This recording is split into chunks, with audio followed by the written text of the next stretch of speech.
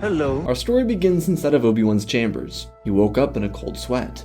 He tapped his blanket, looking for some reassurance that he wasn't missing or dead. Kenobi found comfort when he realized that he was right where he needed to be. It had only been a number of hours since the Battle of Coruscant, and the Ecumenopolis was shrouded in the darkness of night. Obi-Wan's eyes lifted from the darkness of his room, and he searched the corners of it.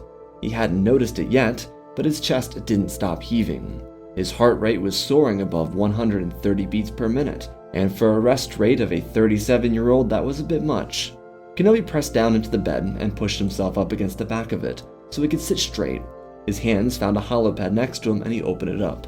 The time was shown. He'd only been asleep for 2 hours, and he woke up with another array of nightmares.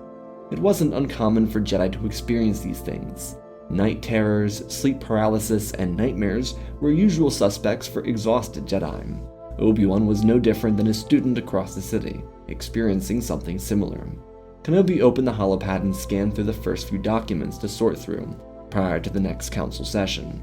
Minor notions made by Stras Ali and a proclamation created by Master Windu, before the Senate could vote control over the Jedi Order into Palpatine's hands in the morning. Obi-Wan pressed his fingers to his eyes and rubbed them heavily, flashing back to the dreams he had that woke him from his rest. The first of these flashes included clones detonating, running through battles and dying nearly on impact. Another flash saw dozens of Jedi dead around the temple, and Anakin standing almost triumphantly. Skywalker was also broken. He was falling apart as the dream progressed. Obi-Wan could see Anakin despite the victory, as what Obi-Wan believed was surviving a massacre was Skywalker's transformation into something lesser. None of it really made sense, and more than anything, to Master Kenobi, it looked like his apprentice was a victim. Though he didn't dwell on these thoughts. There had been many classes instructed throughout the war by Jedi instructors to aid individuals suffering from these night terrors. Obi-Wan had suggested to Anakin and even Ahsoka at another point to enter those classes to just give it a try, but his apprentice stayed away from it. Anakin thought it was more foolish teachings to try and condense a conflict that none of those instructors ever saw. Obi-Wan tried to explain that even though the priests and priestesses weren't on the battlefront, they had mastered abilities that could be beneficial to hurting hearts. His apprentice still refused to visit them regardless. At least Ahsoka took that advice while she was still here. Kenobi browsed through the information at his disposal and thought heavily on how to approach these dealings before looking out through the windows and stopping. He placed a holopad on the nightstand inside. He wondered if Anakin was doing alright. He prepared to go across the temple to visit him, but decided to just send a short message to his communicator. This wasn't a laziness thing, more of a privacy thing. Obi-Wan always sent messages on the do not disturb frequency, so that Anakin could respond whenever was most appropriate to him. Obi-Wan also hypothesized that Anakin wasn't within the temple. That wasn't his business, nor did he intend to make it his business. He lowered himself down and went back to sleep, easing ever so slowly back into the abyss of battle, heartbreak, and despair that usually filled his nights. When the sun rose in the morning, peeking through the blinds of his room, Obi-Wan awoke to a surprise. Typically, as he was doing now, he meditated in his tunics before gathering some more appropriate robes, and just as he finished his morning ritual, he noticed something peculiar, a request from Senator Amidala. The holopad was a simple message that said very little. Kenobi was mostly surprised because he initially thought Anakin was actually up in the morning and sending him a message, which it was not. And secondly, he was surprised because Senator Amidala was contacting him at such an odd time. It was before Senate hours started, and typically senators didn't conduct business with Jedi prior to the working day starting. He read through it once and then twice. Anakin was actually off to the Chancellor's office early in the morning, and Obi-Wan had a brief window to visit her because of the Senate vote to give Palpatine more emergency powers. He should technically be listening to the Senate session, but based on his dream from the night before, he decided it'd be best to see what her concerns were. Padme didn't explicitly say anything specific. She highlighted vague concerns about her quote-unquote friend. Kenobi wasn't dumb, and he also knew that she of all people wouldn't reach out to him unless it was something she was seriously concerned about. Obi-Wan quickly put his robes on and left across the city to visit her inside the Senate building. His apprentice was just across the Senate Plaza inside the executive structure. Once Obi-Wan arrived, he walked into her office silently. She was reading some legislation at her desk, surely something important for the delegation of 2000. She asked that he sit down, which he did, asking her if everything was alright. Her eyes showed concern, but her tone, as it had been since they first met, was always confident. She knew what she was going to say and how to phrase it, even if it could subtly jeopardize the secrecy of her relationship. These two had history, not just battles at Naboo or Geonosis, but following the beginning of the Clone War, Yoda sent Master Kenobi to end the relationship between she and Anakin. Obviously, the two of them didn't listen, but that remained a permanent gripe Padme held towards Obi Wan. She had come to the belief that he was simply following orders, but it had left her frustrated when she thought about it. Regardless, she told Obi Wan that her friend, Anakin, had contacted her late at night, last night actually. He expressed some concerns about dreams he had. Padme reminded Obi Wan of the nightmares Skywalker used to have before the war regarding his mother. Padme, having been escorted by Anakin to Naboo, would know about these nightmares. Kenobi also clearly remembered them breaking protocol to return to Tatooine. Padme paused, reassessing her words, and then shifted some statements so she could communicate clearly and effectively. Padme told Obi Wan that Anakin had dreams about her death, something that created a lot of fear for him. Obi Wan had just then sensed another life in the room and hypothesized who the father of said life could be. As she said this, he looked to her and followed her eyes. She didn't say much, but Padme's eyes always told a story. She was a delicate mind, but so open in her own unique ways. Kenobi didn't pry too much in their silent conversation. He did, though, pick enough information to see what she was painting. She explained sadly and frustratedly that Anakin feared that what happened to his mother would happen to herself. Padme knew the war had been a burden on all of them, and she wished that wasn't the case here. Her place was inside the Senate, rallying a final push for peace rather than continuing the war. Anakin needed to be his best self as she was here instead of concerned about senators. Obi-Wan gave her a look that suggested that he knew that their relationship wasn't just senator and Jedi, but he didn't speak on it. He avoided that topic and rolled around to responding to her previous statement. Kenobi explained that Anakin's mind had always been drawn to distractions. He had often suggested that Anakin find help with priestesses or priests inside the temple who could offer other guidance. She looked annoyed when she put it together that Anakin hadn't taken his instructor's suggestion. She wouldn't bring this up though. Padme instead listened as Obi-Wan continued. He promised to keep an eye on Anakin, perhaps even lightly bringing it up in conversation. Aside from dreams and night terrors, Anakin was known to have visions, ones that did come true. Whether they be battles during the war or simple inconveniences during his Padawan training, Anakin had them. Obi-Wan knew how important their friendship was, and he didn't want to impede Padme's or Anakin's trust, so he could frame things through a more approachable method, ones that allowed Anakin to tell him the truth without knowing that Padme told Obi-Wan. She smiled, but not too much, still hiding her great relief, and thanked Master Kenobi. The Jedi, though, didn't immediately get up, which concerned her.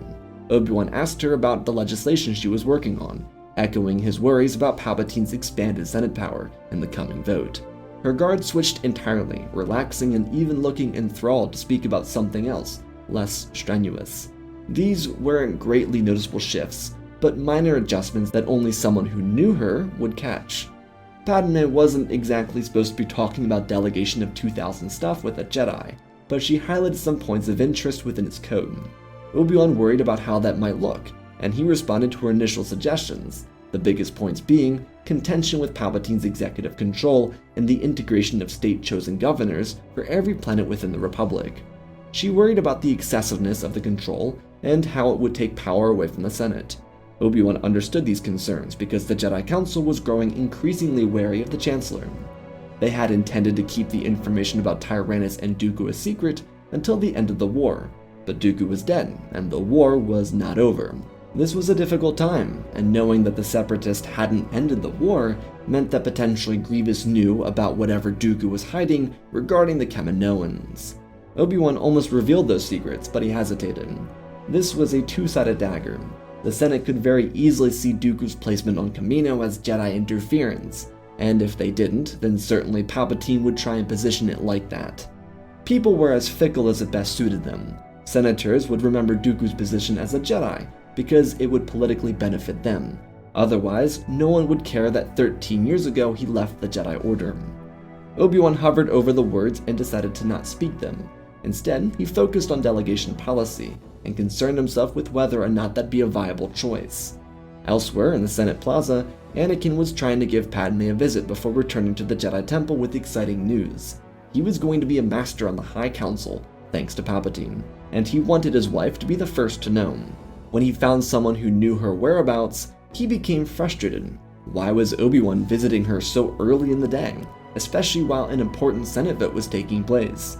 He considered barging in, but decided not to, and he'd wait inside the temple to confront his master there. Padme listened to Obi-Wan's worries as an outsider. He highlighted their perfect policy in challenging Palpatine as the largest concerns for their work. Obi-Wan suggested that her committee look for more viable options towards peace. He didn't want to put either the Order or the delegation into this position, but all things considered, perhaps the best way to take power from Palpatine wasn't by outing themselves as opposition prior to the end of the war. By all means, go for it, but not until the war has reached its conclusion. Padme looked frustrated and stood up, pacing towards her window, telling him that it wasn't just as simple as submitting a peace treaty. Those discussions had been blocked long before this point in the war, and he should know that. Obi-Wan nodded, not disagreeing, he did. However, if there were individuals willing to act, then shouldn't they? He wasn't suggesting she do it for reasons he wouldn't specify, but Representative Banks or Senator Mothma would be fine choices, would they not? Surely Jar Jar owed her for voting against her Military Creation Act positions, which, based on Jar Jar's actions, bolstered Palpatine's executive powers before Geonosis. She put a handful of documents on her desk and told him that she'd think on it. There were more discussions to be had. He nodded, standing up and bowing respectfully, wishing her and her coalition nothing but the best during this troubled time, and she wished the same for he and Anakin. When Kenobi reached the temple, he arrived with time to spare. Counselors, masters, and knights were listening into the vote that had just been finalized, with another strategy meeting following that. This involved information about fleet movements, potential strikes at Kashyyyk, and Master Voss's movements towards Boss Pitti. Obi-Wan and Anakin were the last inside the communication room, not to just clean up, but to discuss Anakin's tension. He asked why Obi-Wan was with Senator Amidala, and Kenobi didn't lie. He just didn't tell the full truth. A simple matter of political debates, the likes of which Anakin wouldn't enjoy. Skywalker knew there was more, but without being suspicious, he didn't say anything. Anakin's temperament, or jealousy, had been tested during the Scipio incident that landed control of the Banks to Palpatine. He wasn't necessarily jealous at this point, but he was suspicious. Obi-Wan moved away from talking about Padme and asked about Anakin's head and how he was doing mentally, suggesting that killing Dooku must have made him feel some sort of way. Anakin bubbled around that, saying that it was a necessary cost of war, and Obi-Wan didn't necessarily refute that sentiment. They didn't dwell on Dooku's murder much because Kenobi didn't know the whole truth about it. Yet, Obi-Wan and Anakin walked from the communication chambers and through the temple. Obi-Wan then asked how Anakin had been with Ahsoka's return, and once again, Skywalker said some basic sentiments and moved away from the conversation. This was the difficult part of training Anakin. He couldn't just make it easy. Obi-Wan was making himself as available and vulnerable as possible for all of this, and Anakin wasn't willing to give him help. Kenobi couldn't just force himself into it, and after Anakin's discussion with Yoda in the morning, he wasn't exactly jumping with joy when it came to telling a Jedi everything. But this was the time to do it. They were going to the council chambers, so now or maybe never. As the council session started and persisted, it became abundantly clear that Anakin was frustrated and annoyed. Padme was right about the vision. Anakin was denied the rank of master, which may have been insulting, but it wasn't an insult or meant to be. He didn't pass the mark to become a master. His student left the order, and aside from killing Dooku, he didn't do something remarkable through the Force to be considered a master. The mark was a high rank, but nothing higher than being a member of the council. Instead of being one of a couple thousand, he was one of 13. It was an honor, but maybe not. The council would continue to speak about strategy surrounding the droid attack on the Wookiees and shift to other determinations. After the session concluded, Obi-Wan was tasked with relaying Anakin's mission to him. As he did that, though, he cut out some important pieces of information about the mission.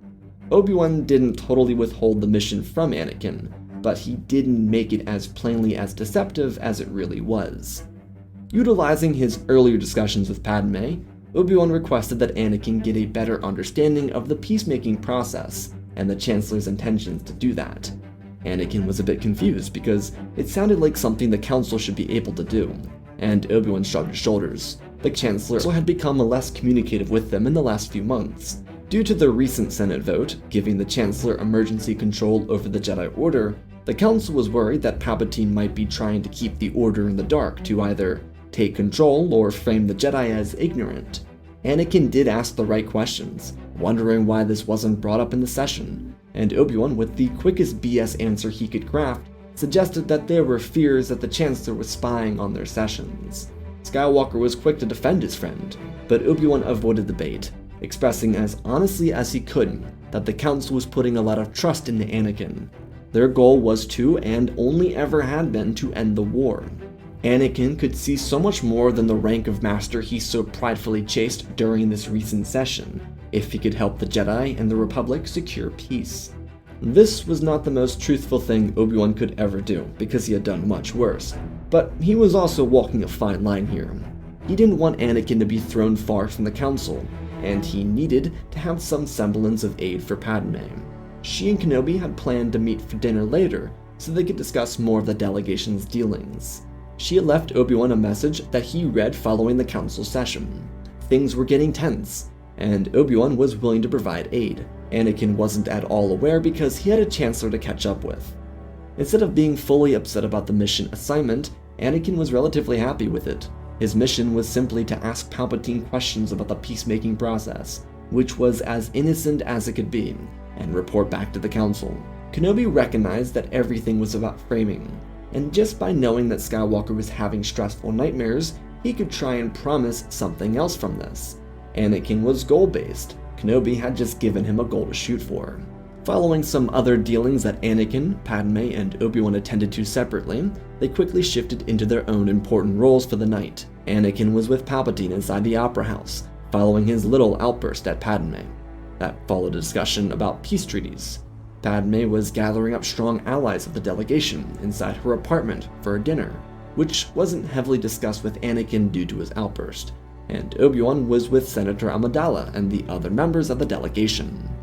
While they were having their exquisite food and discussing policy decisions, Anakin was learning about Plagueis the Wise, and not feeling totally dishonest because he didn't lie to his elder friend.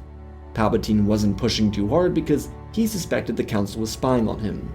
Anakin was in belief that Palpatine was spying on the Council. It was a twist of the dagger, and the questions and the story of Plagueis, despite being intriguing, were red flags for Anakin. If Palpatine was spying on the Jedi, he would likely be paranoid about them spying on himself, would he not? Inside Padme's residence, the hesitant members of the delegation were speaking to Obi-Wan. Typically, the Jedi Master would contact the Council about this, so they could hold official dealings. But Kenobi recognized that the lesser the Council knew, the better. The Council couldn't be involved, and while Obi-Wan typically held untrusting opinions of senators, he did respect this group. They were good members within the Senate, in his opinion. Obi-Wan spoke extensively about what he had proposed earlier, and also iterated again that he'd be willing to help them by assigning a knight or two to guide them. The peacemaking process, in Obi-Wan's mind, and even for these senators, was the most important route towards achieving total unity within the Senate. People needed something to rally behind. Senator Chuchi told Obi-Wan that she and Jar Jar would take up the offer. He nodded, and got into contact with Master Keller and Beck from the temple. He was the guide for Grogu, but he would be willing to take a minor leave of absence to oversee this mission. Obi-Wan would put Chuchi, Jar Jar, and Kelleran into contact so they could get their mission underway, as Obi-Wan and Padme continued their own conversation. The other senators would keep up what they needed to keep up with, while slowly leaving the residence one by one. Obi-Wan and Padme weren't totally alone in the apartment, but they were alone right now, and Kenobi was offering some of his own personal advice to the senator privately. There were things that could and could not be said. Out in the main living room, Bail Organa, Mon Mothma, and a few other outlying senators remained. Padme regretfully explained that she didn't think this plan would get them anywhere. The delegation didn't have the support, even without utilizing the perfect policies so normally seen with senators like Mothma. Amidala was frustrated, and Obi-Wan reassured her. She had always been the boulder in the way of Palpatine. whether it was the perfect ascension to power following Naboo, or specifically stopping the Military Creation Act with the Loyalist Committee. It was always her. Things had gotten out of hand, but he reminded Padme to trust herself. She had always been her own greatest ally, and Palpatine's greatest challenge. This was both a beautiful compliment and also a stiff reminder of what she really was. Not just a cog in the machine, but a voice that could sway billions and trillions. They embraced in a friendly manner, as he reminded her to keep her head up. The delegation would work. The two of them then walked out from the secrecy of the kitchen to the main room, where Anakin had just arrived, greeting the senators. Seeing that Anakin and Obi Wan were a typical duo, Anakin was a bit surprised by the senators, but he played the part. The senators were none the wiser, and Obi Wan was quite surprised that Anakin was here. It was a little messy. Obi Wan and Padme alone, a bunch of senators that were supposed to be gone by now, and Anakin back sooner than she expected. Well, yeah, that would be challenging to explain. Kenobi, sensing the tension, alleviated it by calling out to his apprentice, informing him that Master Beck, Jar Jar, and Senator Chuchi were already on their way. It was a bit too late for him and his adventures. Anakin looked at him confusedly, but smiled and made a joke that got Bail and a few others to chuckle at it. More pleasantries and a couple minutes of unending conversations, and finally, the senators started to leave, and Anakin was left with Obi-Wan. Skywalker wasn't sure what was going on here, but he was naturally tense. He assumed cheating, because Padme was so likely to do that. That's where his mind went with Rush Clovis, even though the word no was said and consent exists. But he had gotten jealous of Obi-Wan's interest in Padme's dealings earlier in the day. Something was off, and he wanted to know what it was. But no answers would come. Obi-Wan played the part of charming Jedi Master until the senators were gone, and he parted ways with Anakin and Padme, because that was none of his business. Why was Anakin here at night? No one should know. Again, as before, Padme didn't tell him the full truth. Not because she distrusted him, but because she knew he would be upset about going behind Palpatine's back. He was closer to Palpatine than ever, and there was no reason to jeopardize their efforts because of that. Padme was of course more upfront with Anakin than she was following her first meeting with Obi-Wan, but he still thought that something was going on behind the scenes. The following morning, after what was thought to be drama, Anakin found himself inside the council chambers. He was watching Obi-Wan and giving up details about Grievous on Utapau. It didn't really align with the mission Kenobi assigned him, but telling the council didn't seem like it would impede on his own mission. The Jedi Council would assign Obi-Wan alone to find and destroy Grievous, though with the added details Obi-Wan had, he was able to dwell on the mission assignment to kill Grievous a little longer. It had been Master Kenobi that suggested the Council give Anakin the mission of spying on the Chancellor, which he changed anyways, rather than actually taking control over the Senate themselves. After Obi-Wan was given the task of going to Utapau to destroy Grievous, he stopped himself. The session moved on to other discussions, filling the rounds of the council chambers, and right as the Master of the Order prepared to adjourn the discussion, Obi-Wan excused himself. He told his peers that he didn't believe he was the right choice for stopping Grievous. Without even hesitating, he laid out a total rebuke of all of his efforts. In all fairness, he had let the general get away from him multiple times, but he was harsh to himself. It took a lot of tension out of the chambers, and added a sense of concern for their peer, even for Anakin. Obi-Wan very infrequently spoke negatively, but he showed vehement disdain towards himself. He listed 7 duels in which he fought with Grievous during the war, not even including their recent skirmish over Coruscant, and yet again, Grievous got away. No, Obi-Wan and Anakin shouldn't go together, but a more capable Jedi Master, one who actually defeated Grievous, the one who could do it more efficiently with a military force, should. Kit Fisto was suggested for the role by Obi-Wan, and Mace requested a vote. The council supported, and the session was adjourned. Kit Fisto would be leading a military force to Utapau, and with that, the session ended. Few members were really concerned about Obi-Wan, but Anakin and Obi-Wan would be the first to leave. Kenobi excused himself for the outburst. His former apprentice wanted to know more about the previous night, and Obi-Wan asked if Senator Amidala told him everything. The answer inside the elevator was a surprising no. Obi-Wan believed that she should have been more transparent, but he respected her diligence to follow the Republic, even over love. Kenobi told Anakin to walk with him. He covered many of the same talking points shared by Padme the previous night, which mostly talked about, broadly, what the senators were doing there and why Obi-Wan was there. He did add that he had been reassuring her because she doubted herself, Anakin was growing more impatient with this, but reassuring was not anything that deep, and Anakin needed to understand that friends could reassure each other. But there was also an extra mystery for Anakin. He had exposed to Palpatine his misunderstandings of the situation with Padme and Obi Wan inside the Senate the day before at the opera with his friend. Palpatine used this to give Skywalker more dreams, including those in which his own master took his wife from him. This had Anakin more on edge than anything else, when all Obi-Wan saw was a simple friendship being used to aid the Republic. They walked into a training room, one that sat on the edge of the temple, overlooking the district where Padme's apartment sat. The infrastructure had grown greatly since they last trained here almost 4 years ago. Anakin closed the doors with the Force, and told Obi-Wan that he wanted to know what they were doing. Kenobi was genuinely taken aback, and reiterated the same vague piece of information, which was the truth, about reassuring Padme. Anakin was getting testy though, and while he wouldn't dare pull a saber on his former instructor, his lack of patience was showing. The dreams were infecting him, and so, sensing no resolve to this, Obi-Wan stopped playing the game, despite telling the literal truth. He told his former pupil about his knowledge of Anakin's dreams. He understood that they could be difficult, but Padme wouldn't die because of them. She was strong, she was healthy. Anakin needn't worry. Skywalker sought answers though, he needed direct answers. But he couldn't ask the questions to get them. Plagueis had offered a chance at fixing things, and yet Obi-Wan knew of other things. There was too much mystery involved in all of this, and it was frustrating Anakin. So many directions, so many unknowns, and what now? Who to trust? Kenobi, despite his better judgment, decided that Anakin couldn't continue to spiral out of control while they fought to maintain the Republic.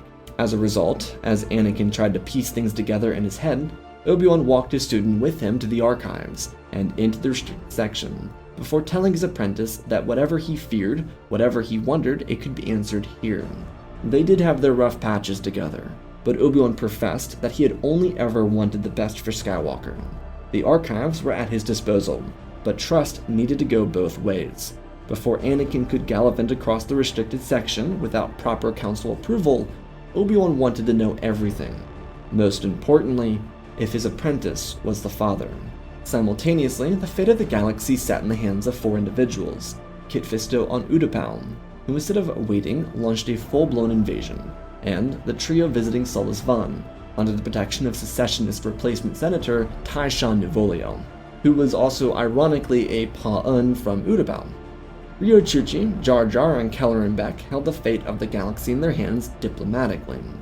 The dance between duelists on Utapau matched with the pacing of results and compromise shared in the debate halls of Solus Van. Rio Chuchi had the backing of the delegation for these moves, but she didn't have the full support of the Senate, which was worrying. She basically had to promise Tyshawn that she could rally the Senate around the delegation without the extremely popular Chancellor. Rio, like Kit Fisto, leaned on defense. Lightsabers clashed away on Utapau as the Dread General bared down on the Natalan Jedi Master. Their weapons shrieked as clones aggressively landed and assaulted the landing zones for the Separatists. Thanks to Fisto's aggressive assault, the clones were able to capture the Separatist Council in its entirety. Even though the Jedi remained defensive in his duel, the actual conflict was as aggressive as it could get. Rio leaned on the ropes with Tyshawn, promising that rebuilding of Coruscant could be used against the Senate and Palpatine.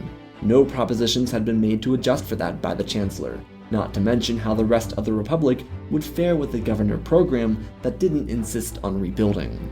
The only thing pushing Senator Novolio towards siding with the delegation was the fact that intel had reached Kelleran Beck and the Senator's advisors that General Grievous and the Separatist Council had been cornered on Utapau.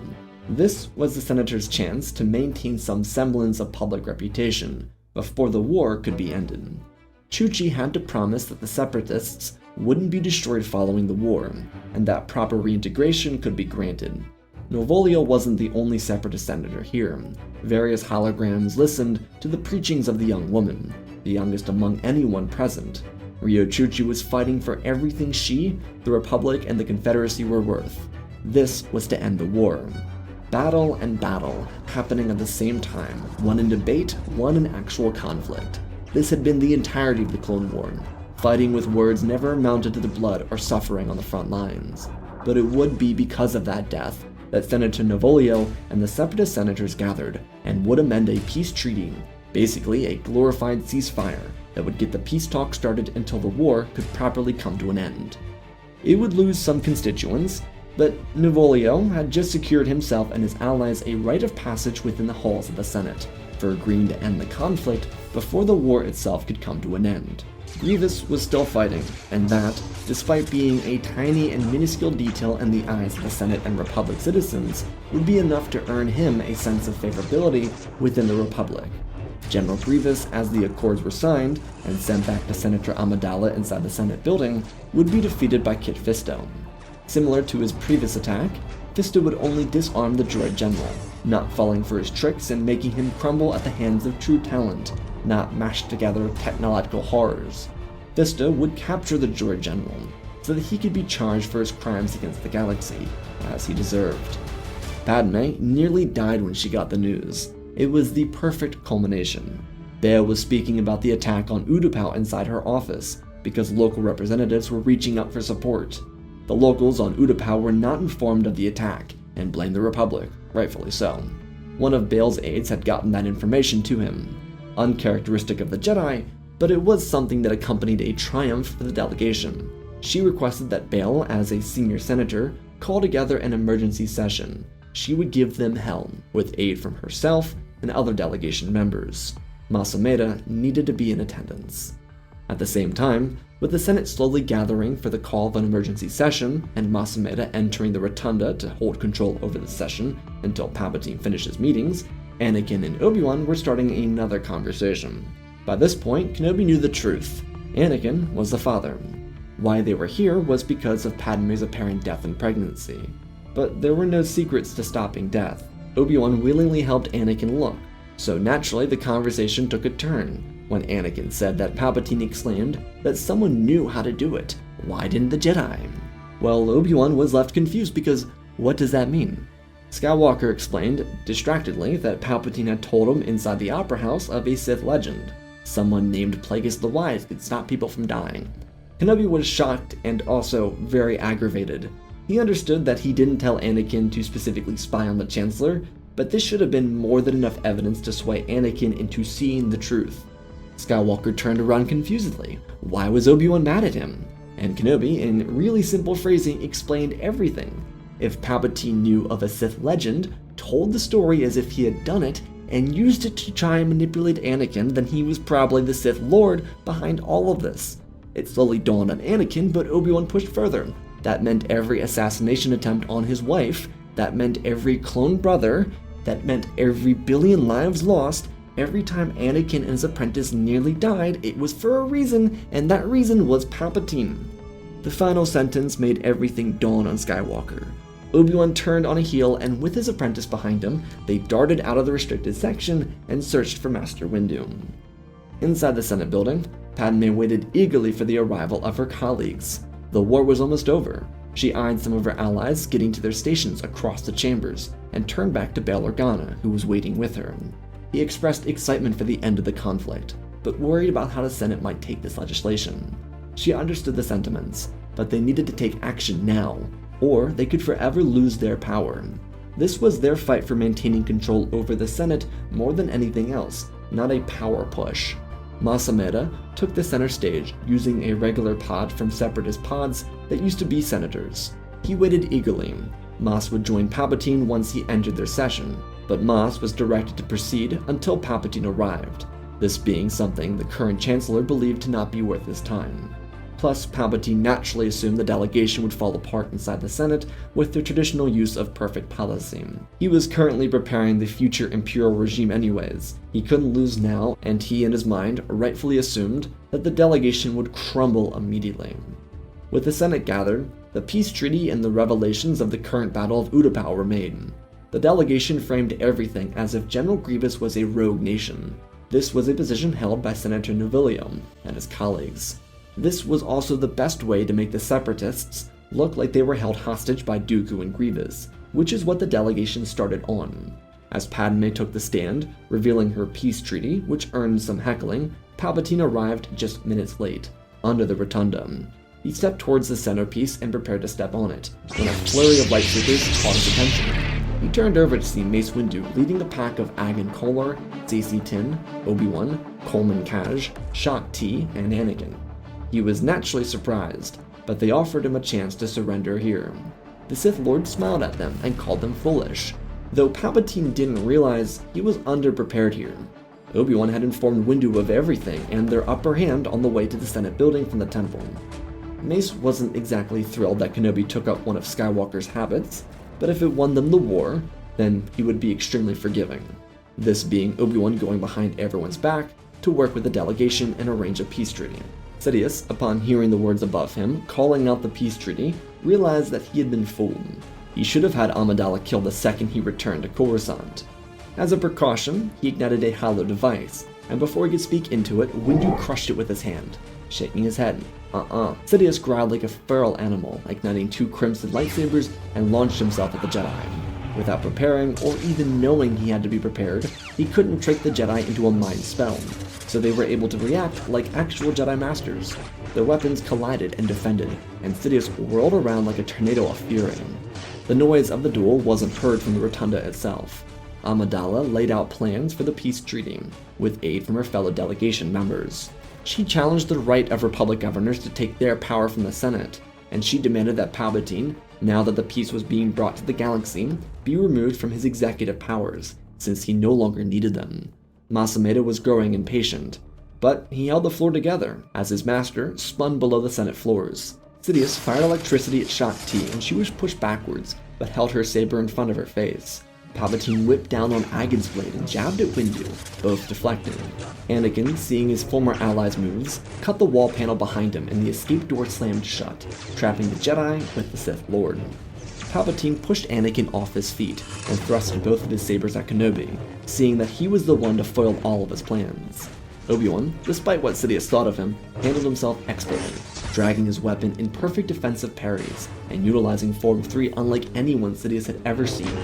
Windu was behind, and Sidious changed targets, flinging himself at Windu before spinning under Stacey Tin and throwing Coleman Kaj into Obi-Wan.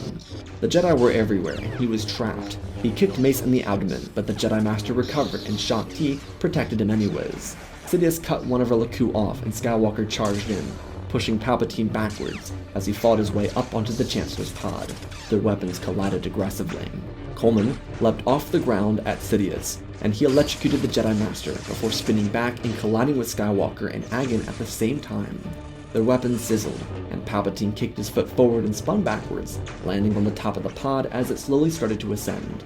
He slashed down on Agan's neck, killing him instantly, and parried Stacey Tin, who jumped up to greet him.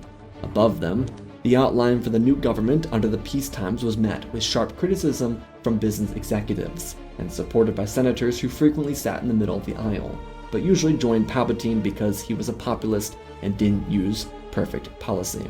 Though their attention on policy was distracted when weaving sabers of color entered the rotunda. All the Jedi got onto the pod, or held on to different points. Sidious shoved Anakin backwards and he fell, but he grabbed the edge of the pod before it hit the ground. Coleman helped him up, as Obi-Wan and Mace jabbed and attacked the Sith Lord. He was unrelenting, leaping from opposite ends of the pod. Palpatine could see all of his work falling apart here, as silence entered every single pod and the sabers echoed throughout the chambers. Windu took the brunt of the assault, as Senate pods pulled away from the ferocious duel. Sidious knew he could break the Jedi, so using the Force he crushed the control panels on a few of the nearby pods, sending them into a freefall. Anakin, Shak T, Coleman, and Stacey turned their attention and used the Force to protect the freefallers. Obi-Wan was picked up and lobbed across the chambers by Palpatine. He slammed onto Masameda's pod by accident, and gave the good vice chair of Palpatine's office a hello there, before taking over the pod and using its high ground to intimidate Palpatine, who focused solely on his fight with Windu. Their sabers continued to shriek, but Palpatine avoided the Master of the Order and jabbed his weapon through Stacey Tin's back as he fell lifelessly towards the bottom of the rotunda. Coleman shoved Anakin out of the way and clashed with Sidious, saving Skywalker's life. He saw this as his chance to kill Amidala for ruining everything, and Anakin, at the last second, seeing the focus of his opponent switch, used all of his strength to jump up into the air, twisting around in mid-air as Sidious fired electricity, and Anakin blocked it, slamming down into his wife's pod. Shaak Ti shoved her saber through Palpatine's wrist, and as Sidious pulled back, he was met with a strike through the abdomen, bending him over. Kenobi jumped from his high ground position and shoved the weapon straight through Palpatine's back and out his chest, killing him in one final blow. An awkward silence then, of course, followed. What is one to make of that? The Jedi just murdered a force-wielding, red lightsaber-using mastermind chancellor? What did that mean? Well, there'd be time for explaining. Luckily, there was no Order 66, and even better, the Jedi had killed Dooku, captured Grievous, the Separatist War Council, and Maul, who was on Mandalore. Their greatest crime was murdering a political figure, and now they were on trial. Thankfully for the Jedi Order and Obi Wan Kenobi, Keller and Beck's involvement with the peace talks and its protection over Senators Novolio and Chuchi were the exact reason the war came to an end. His placement and importance couldn't be overstated. He had pretty much stabilized everything for the delegation, and who couldn't help but thank Obi-Wan for organizing the Jedi side of the operation, with the most important member of the caucus, who was Padme. Without her, none of this would have happened. As Senator Chuchi suggested, the delegation would utilize the destruction of Coruscant and the scorched earth of dozens of other systems to call for an Equal Protections Act to ensure the Separatists could reintegrate without trouble. It also really helped that the Jedi didn't act like they were Jedi and they jumped Palpatine. The whole theatrical experience for the cowardice senators who never saw blood definitely helped prove to them what they were supporting if they sided with the former Chancellor. Old Republic laws would be used by the Senate, but most importantly, the peace talks would highlight a need to end the conflict and reduce the protections given towards megacorporations that ran the Republic. The peace treaty, as Senator Chuchi proposed it would be, protected the Separatists immensely. Despite it being false, the idea that Dooku and Grievous held the government hostage saved them from struggles with reintegration. It also helped that Grievous had no idea about it, so he couldn't prove whether it was true or not because he never involved himself with Separatist politics. The War Council, Grievous, a few other admirals and generals, and Maul would be charged as conspirators behind the war, including the newly released information about Dooku and Palpatine's secret relationship. It wasn't framed like a relationship, but it didn't necessarily hurt anyone's case if it was used that way. If the two leaders of the war were unified over destroying the galaxy, then they were the enemies, not the Republic or Confederacy. The Republic was just a corrupt enough system that failed to root them out before trillions lost their lives. It would be a hard reminder for the galaxy, but one they couldn't forget. New restrictions and checks and balances would be added to the government to tighten it up and withhold them from ever allowing someone like Palpatine from rising again.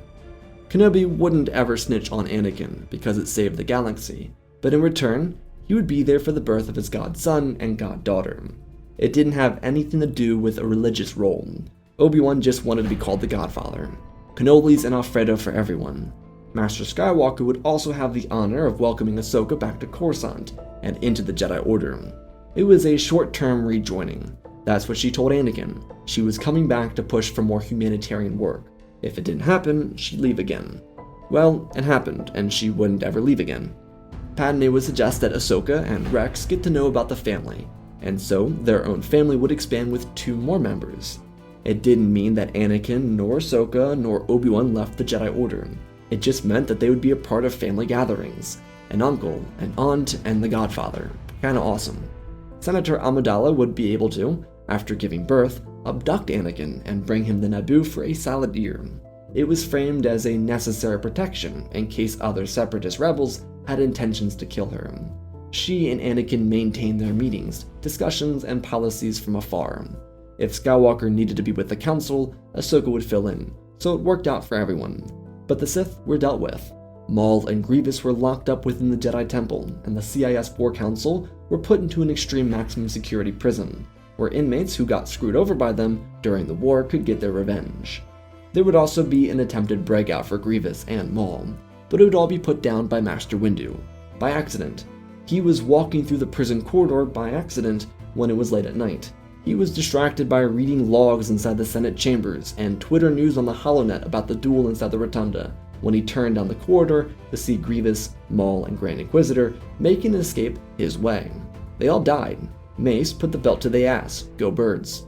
This chain of events would set off the new bright age of Republic governing. But the Jedi, more than anyone, finally did what they set out to do. be bringers of peace to the galaxy and bringers of balance to the Force. And that, my friends, is our story. Is that a C-SPAN story? I don't know. You tell me down below. Special thanks to the patrons for supporting the channel. Smash that like button. Let's talk about this story. So, a little bit of C-SPAN, a little bit of wholesome in there. This was a story that I really wanted to be convoluted. In the recent Grievous being defeated story, it was a big C-SPAN story, kind of unexpected. And this one, I wanted to be more like Attack of the Clones, kind of layered in kind of like conspiracy. I didn't want the full truth to be there. I wanted unreliable narrators to be present. It's a little hard to do that when I'm narrating, so I'd really like some feedback from you guys on how that was handled in this, because I really wanted to make sure there were a lot of unreliable narrators, that Obi Wan and Padme specifically were unreliable for Anakin, because they were kind of holding the truth back from him, and I was also trying to make sure that the full truth wasn't available until like the end, where all of it kind of comes out that Obi Wan basically was the center of all of it by giving the delegation the legs to start the peace treaty process, being involved with sending Kit Fisto to fight Grievous, and then obviously learning about Plagueis from Anakin. Obi Wan is like the center of the story. And honestly, this is Obi Wan and Padme's story. They haven't gotten a whole lot of love, Obi Wan and Padme, that is, a lot lately, so I wanted to give them a lot of that love in the story, specifically. So, I hope you all enjoyed. I love you all, spread the love, and always remember, my friends, may the Force be with you.